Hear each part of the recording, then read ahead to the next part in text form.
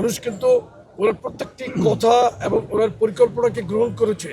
রাজনৈতিক দৃষ্টিভঙ্গি এবং ওনার পরিকল্পনা দেশের মানুষকে নিয়ে, দেশকে নিয়ে স্বনির্ভর বাংলাদেশ, সমৃদ্ধ বাংলাদেশ গড়ার যে পরিকল্পনা উনি করছেন, সেটাতে কিন্তু মানুষ বিশ্বাস রেখেছে। মানুষ কিন্তু ওনার প্রত্যেকটি কথা এবং ওনার পরিকল্পনাকে গ্রহণ করেছে, নিঃসংকোচে গ্রহণ করেছে।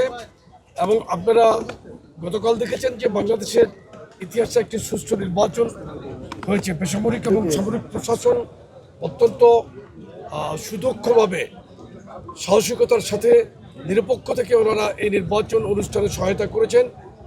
বাংলাদেশের জনগণ যেভাবে ভোট দিয়েছে উৎসবমুখর পরিবেশে, এবং সেটাকে আমরা অত্যন্ত পজিটিভভাবেই দেখেছি। বিশেষ করে এই যে দীর্ঘ সংগ্রাম আন্দোলন, এই সংগ্রাম আন্দোলনে সঠিক প্যাড আর সঠিক তথ্য দিয়ে এসো সামলে নিব এক হয়ে। Monalisa sanitary napkin.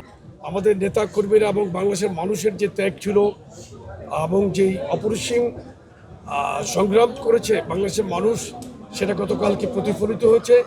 দেখেন, আমাদের প্রত্যেকটি নেতা কর্মীর প্রতি আমরা সবসময় কিন্তু মাঠে আপনার সহনশীলতার যে রাজনৈতিক বার্তা দিয়েছি এবং মানবিক এবং সাম্যের বাংলাদেশ গঠনের জন্য যে বার্তা আমরা দিয়েছি জনাব তারেক রহমানের পক্ষ থেকে, আমাদের নেতাকর্মী কিন্তু সেটা অক্ষরে অক্ষরে পালন করেছে। আপনারা দেখেছেন যে আজকে আমরা পার্টির সিদ্ধান্ত মোতাবেক কোনো ধরনের বিজয় মিছিল কিন্তু আমরা কোথাও করি নাই। আমরা মহান আল্লাহর প্রতি শুকরিয়া আদায় করছি এবং জনগণকে ধন্যবাদ দিয়ে কিন্তু আমাদের কর্মকাণ্ড আমরা করেছি। আগামীতে ইনশাল্লাহ ঐক্যবদ্ধ বাংলাদেশকে নিয়েই কিন্তু জনাব তারেক রহমান নতুন বাংলাদেশের যে পরিকল্পনা করছেন, সেটা উনি ইনশাল্লাহ সফল হবে জনগণকে সাথেই নিয়ে।